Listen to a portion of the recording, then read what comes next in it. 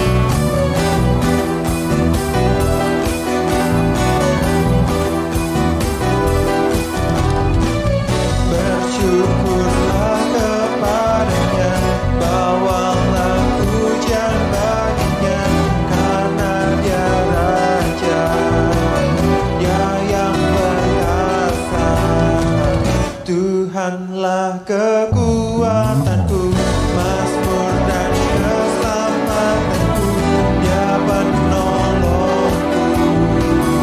yang beri hidupku. Kau yang berjaya, seluruh semesta sujud menyembah.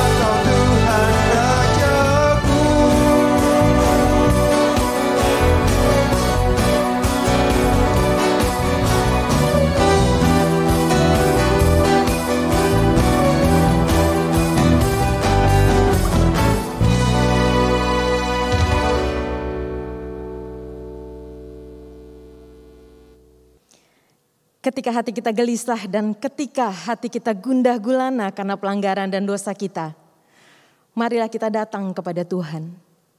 Kita mengaku dosa di hadapan-Nya. Dia adalah Tuhan yang Maha Pengampun. Dia akan mengampuni kita dan menghapuskan dosa kita. Pemazmur berkata, selama aku berdiam diri, tulang-tulangku menjadi lesu, karena aku mengeluh sepanjang hari. Engkaulah persembunyian bagiku, terhadap kesesakan Engkau menjaga aku. Engkau mengelilingi aku, sehingga aku luput dan bersorak. Tuhanlah persembunyian bagiku, Tuhanlah tempat perlindunganku. Mari, pujilah Tuhan, karena Dia tempat perlindungan kita.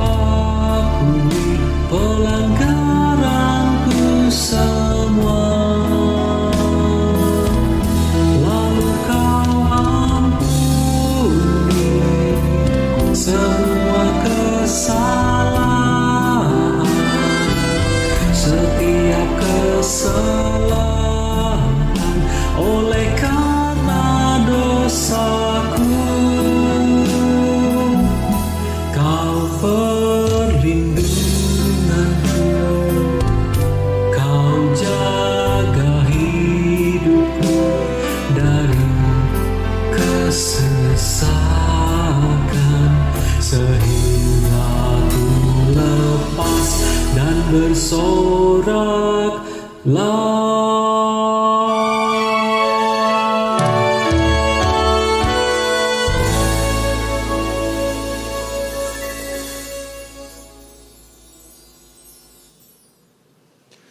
Adakah yang seperti Yesus? Kabar baiknya terdengar terus. Yesus Tuhan dan Juru Selamat kita, suatu harga yang tak terjangkau harta. Adakah kita hancur melihat salib? Dia menanggung kebiadaban kita ini. Yesus rela disalib, menderita, mati, agar roh kita hidup kembali. Namun ingatlah, pada hari yang ketiga, Yesus bangkit dari kuburnya, membayar pengampunan dosa kita. Adakah kita mengakuinya?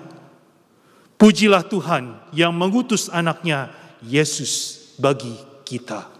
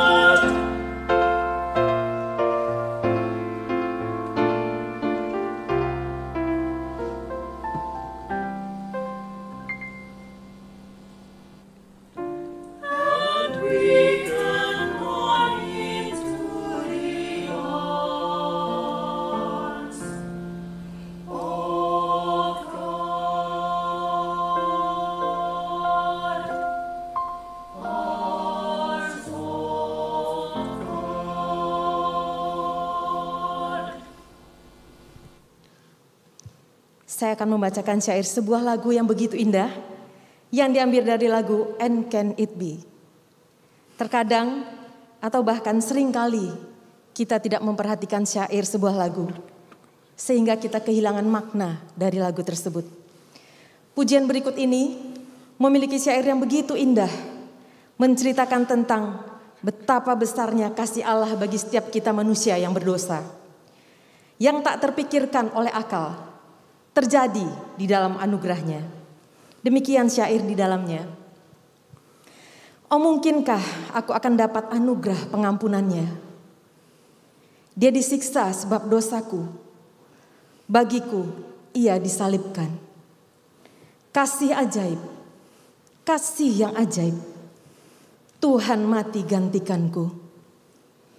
Dia tinggalkan tahtanya yang mulia, betapa besar anugerahnya. Dia menjelma jadi manusia untuk menebus orang yang berdosa. Besarlah rahmat kasih-Nya untuk aku yang berdosa. Tiada hukuman bagiku, sebab Yesus jadi milikku. Dia memimpin sepanjang hidup dalam terang kebenarannya. Dengan mantap ku hampiri tahta anugerah Tuhan. Mari, pujilah Tuhan karena Dia menebus dosa kita.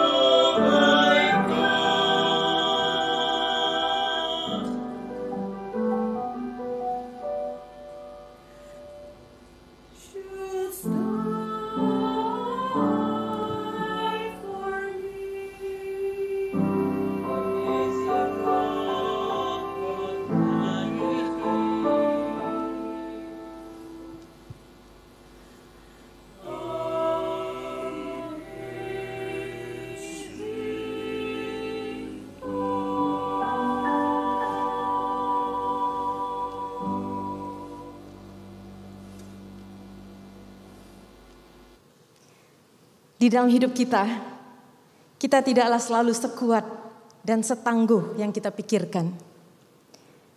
Ketika aku rapuh dan tak berdaya, dan ketika aku terjatuh, Tuhan mengangkat aku. Dan ketika kita tersesat, dan ketika kita mengandalkan diri kita sendiri, Tuhan tak pernah tinggalkan. Bahkan Dia menuntun jalan kita. Betapa besar kasih setia Tuhan bagi setiap kita. Mari kita kembali dan mengikut Tuhan sepanjang hidup. Mari kita puji Tuhan, karena Dia menerima kita, orang yang berdosa.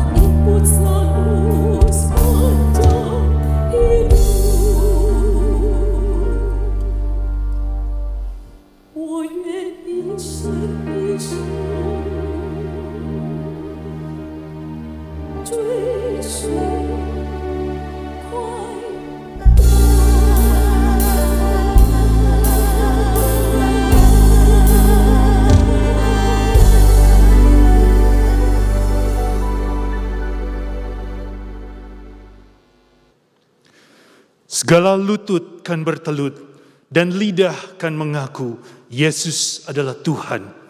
Apakah artinya buat saudara? Di satu sisi Yesus adalah Tuhan, Raja yang layak menerima segala pujian. Tetapi juga Yesus adalah Allah yang penuh belas kasihan, Allah yang peduli dengan kita. Dia tidak pernah meninggalkan kita sendirian untuk menghadapi kesulitan dalam hidup ini. Karena itulah kita boleh datang kepada Tuhan Yesus membawa semua pergumulan kita. Ada sebuah keluarga yang sedang ditimpa sakit penyakit yang terjadinya silih berganti. Sang suami baru saja sembuh dari COVID. Sekarang sang suami ada pendarahan di mata kirinya. Tapi Tuhan tidak pernah meninggalkan mereka. Ada juga satu kelompok CGF yang sedang mendoakan keluarga ini. Mungkin juga kita sedang berduka karena ada anggota keluarga yang sedang dipanggil pulang oleh Bapa. Atau karena kita ikut merasakan kehilangan. Apapun itu, tangan Tuhan terbuka lebar. Dia mau merangkul kita dan mendengar keluh kesah kita.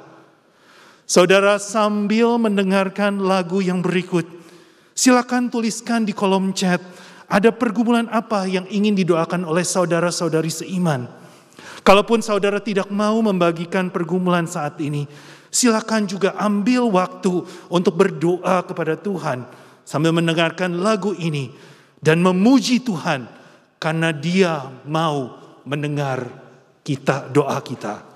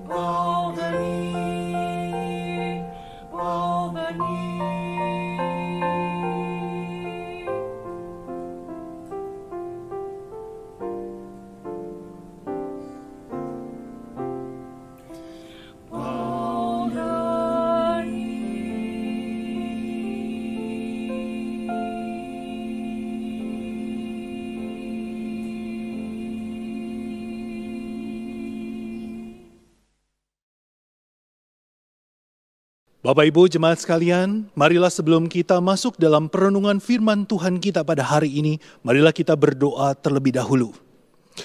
Bapa di dalam surga, terima kasih Engkau masih memberikan anugerah kepada kami, sehingga kami boleh datang mendekat untuk belajar akan firman-Mu. Biarlah Tuhan kami mohon Roh Kudus-Mu turun atas diri setiap kami dan memenuhi hati dan pikiran kami. Sehingga kami boleh mengerti dan boleh melakukan firman Tuhan itu di dalam kehidupan kami sehari-hari. Kami serahkan untuk waktu ke depan ke dalam tangan Tuhan. Dalam nama Tuhan Yesus kami berdoa. Amin. Bapak Ibu jemaat sekalian, beberapa lamanya ini saya menemukan di TikTok ada sebuah account yang menarik. Account ini memiliki nama Buddhist Worship. Yang menariknya adalah di dalam video mereka bernyanyi dan lagu yang mereka nyanyikan ini kedengeran seperti lagu Kristen kontemporer. Kalau kita tidak hati-hati, kita bisa pikir ini gereja baru apa ya? Karena sangat mirip sekali. Yang membedakan hanyalah kata Yesus diganti dengan kata Buddha. Menarik sekali bahwa mereka yang dari agama Buddha ini, mereka meniru kita yang beragama Kristen ini dalam ibadah kita, di dalam kita menyanyi, di dalam ibadah.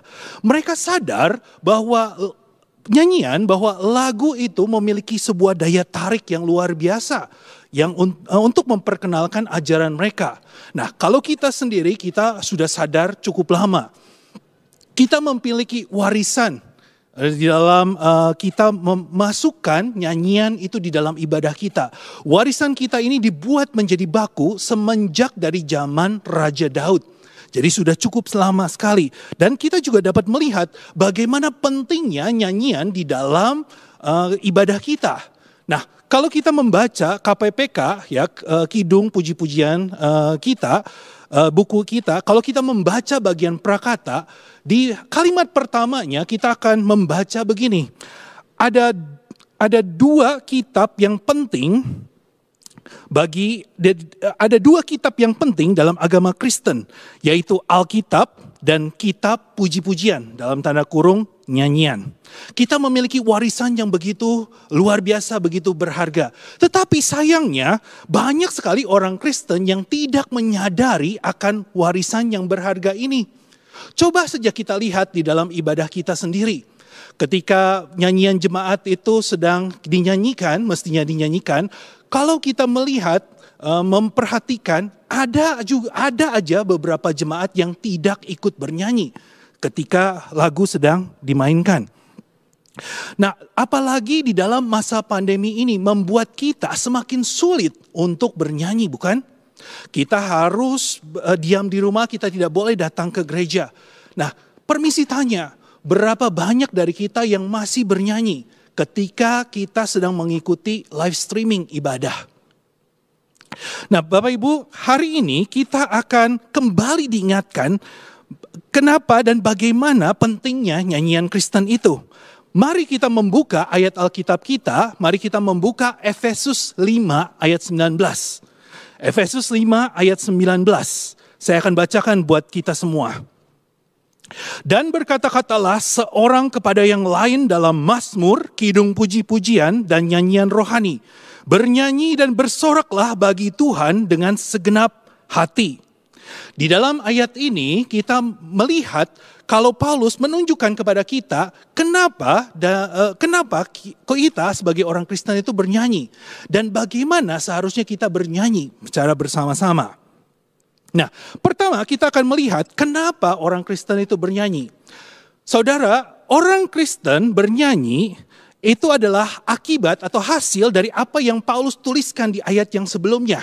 Yaitu adalah hendaklah kamu penuh dengan roh. Di dalam Efesus, penuh dalam roh itu artinya adalah kehidupan kita menjadi apa yang Tuhan ciptakan untuk sebuah tujuan Tuhan. Nah, kita percaya bahwa Tuhan memiliki sebuah rencana di dalam dunia ini. Dan kita sebagai orang percaya kita memiliki andil yang besar. Dan kita dimampukan oleh Roh Kudus untuk menjadi seperti apa yang Tuhan mau. dan melakukan apa yang Tuhan mau. Nah, Paulus bilang salah satu dari hidup yang penuh dengan roh, satu cirinya adalah kita bernyanyi. Nah, ada yang penting di sini. Nyanyian kita tidak membuat Roh Kudus bekerja.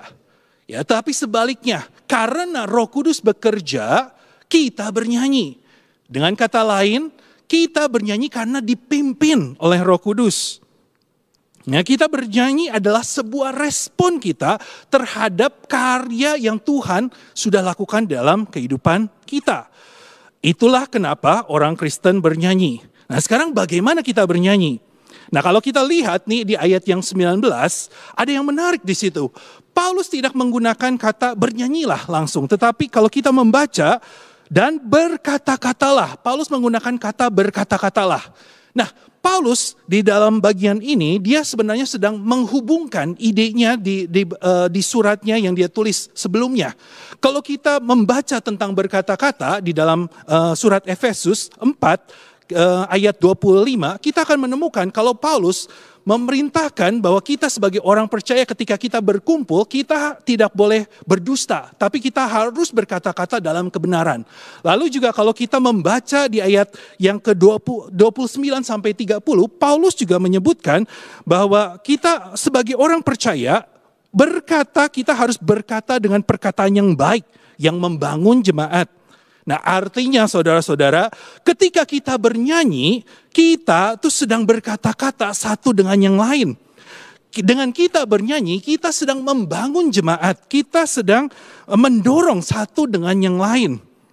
Karena itulah ketika kita sedang beribadah, kita seharusnya bernyanyi bersama-sama dengan saudara-saudari seiman kita.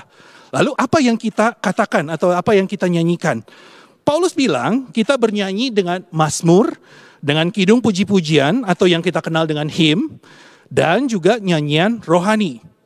Paulus di sini menggunakan istilah-istilah yang sering sekali dipakai di dalam perjanjian lama. Nah, kita akan melihat secara sekilas.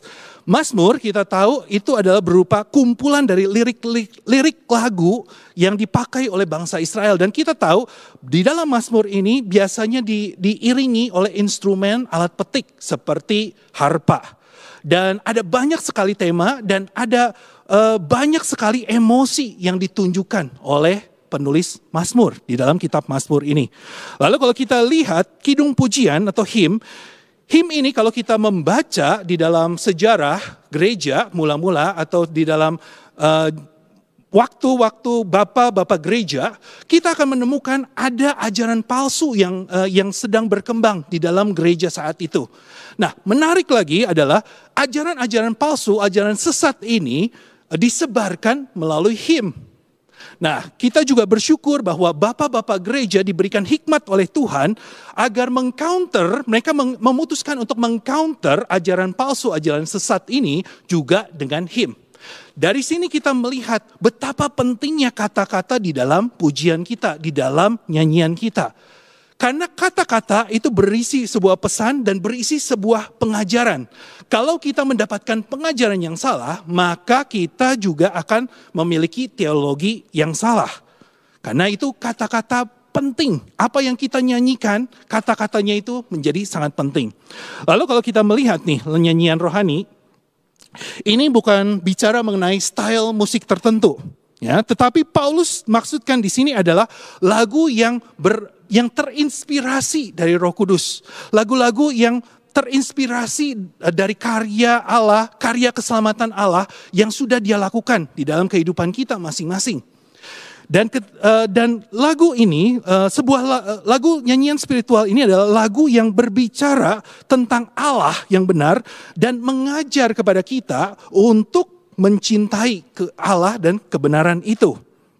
Nah, terakhir kita juga melihat bahwa bernyanyi itu seharusnya mengalir dari rasa syukur kita kepada Tuhan. Ya, rasa syukur kita kepada Tuhan atas anugerahnya. Nah, kalau kita membaca nih, setelah Paulus bicara soal bernyanyi, Paulus juga bilang di ayat yang ke-20, dia ingin agar kita sebagai orang percaya itu kita mengucap syukur senantiasa atas segala sesuatu dalam nama Tuhan kita Yesus Kristus kepada Allah dan Bapa kita. Nah, Bapak Ibu, kita bisa melihat di sini ketika kita berkaitan. Tetapi Matthew Henry, seorang teolog yang terkenal, pernah dirampok. Lalu malam harinya dia tuliskan di dalam jurnal dia begini. Saya mau bersyukur. Yang pertama, karena saya belum pernah dirampok sebelumnya. Yang kedua, walaupun mereka mengambil dompet saya, mereka tidak mengambil nyawa saya. Yang ketiga, walaupun mereka mengambil dompet saya, tetapi isinya tidak seberapa. Yang keempat adalah saya bersyukur bukan saya yang merampok, tapi saya yang dirampok. Ya, Matthew Henry, walaupun di dalam pengalaman yang terburuknya sekalipun, dia tetap dapat melihat dan mencari hal-hal yang bisa dia syukuri. Nah, sama juga dengan Matthew Henry, sebenarnya kita pun di dalam situasi kondisi apapun kehidupan kita tetap dapat menemukan hal-hal di mana kita bisa mensyukuri. Nah, jadi Bapak Ibu, kenapa kita bernyanyi? Bernyanyi adalah sebuah respon kita terhadap hidup yang penuh oleh Roh Kudus.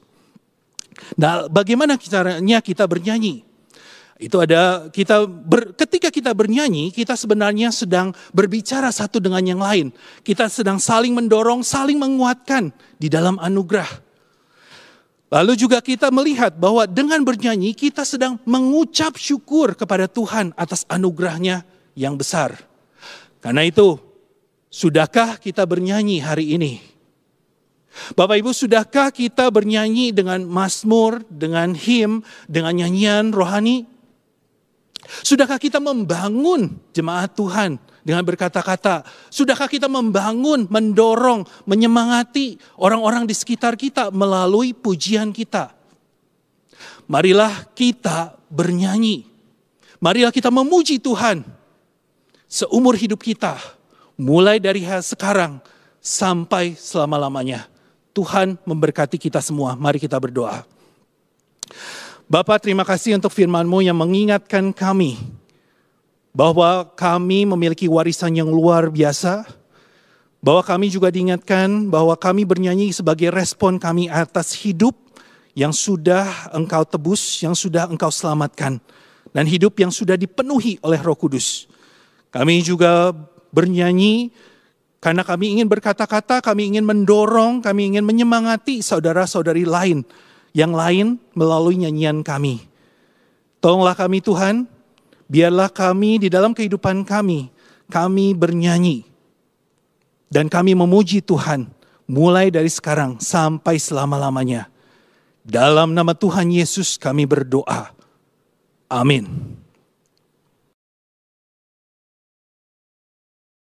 Menjadi pegangan kita. Kepada apa atau siapakah kita menaruh pengharapan kita? Uangkah, hartakah, keluargakah, koneksi kita, tenaga masa muda, kesehatan? Saudara, semua ini akan berlalu dengan begitu cepat. Kalau kita menaruh pengharapan kita kepada hal-hal yang fana, kita akan kecewa. Tetapi ketika kita menaruh pengharapan kita kepada Yesus, Dialah yang kekal, yang tidak berubah dari dulu, sekarang, sampai selama-lamanya. Kita yang menaruh pengharapan kepada Yesus tidak akan pernah dikecewakannya. Karena itu pujilah Allah, karena Dialah pengharapan kita. Flame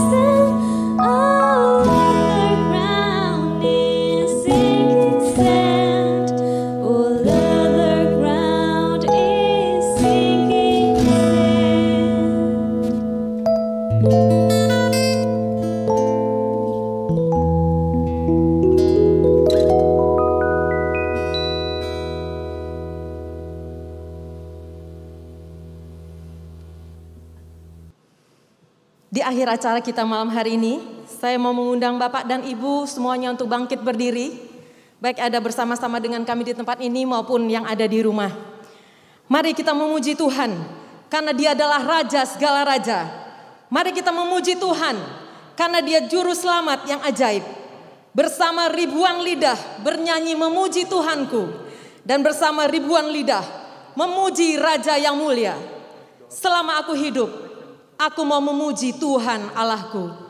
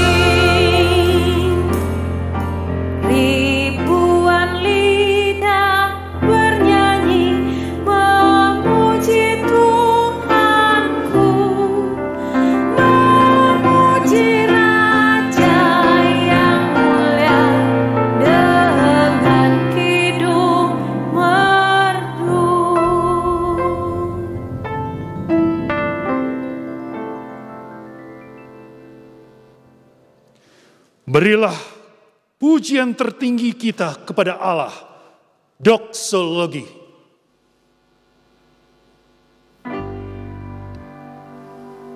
Puji Allah Bapa Putra, puji Allah Roh Kudus, ketiganya yang esa. Mohon selamat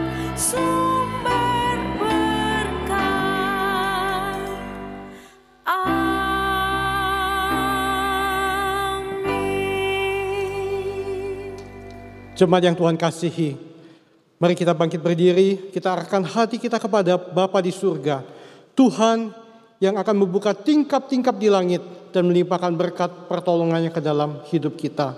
Dan terimalah berkat Tuhan. Kasih yang melimpah dan tak berkesudahan dari Allah Bapa di surga, dan anugerah keselamatan, serta kuasa kebangkitan dari Tuhan Yesus Kristus, dan persekutuan di dalam Allah Roh Kudus, senantiasa dilimpahkan di dalam hidupmu, menguduskan engkau menjadi penyembah-penyembah sejati, yang menyembah Allah di dalam roh dan kebenaran.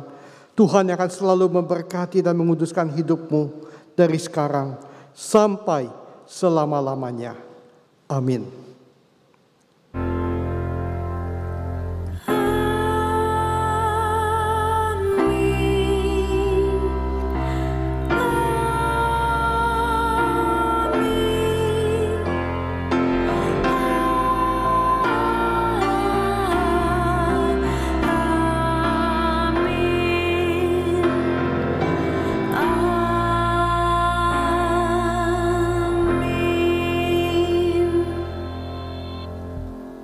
Amin.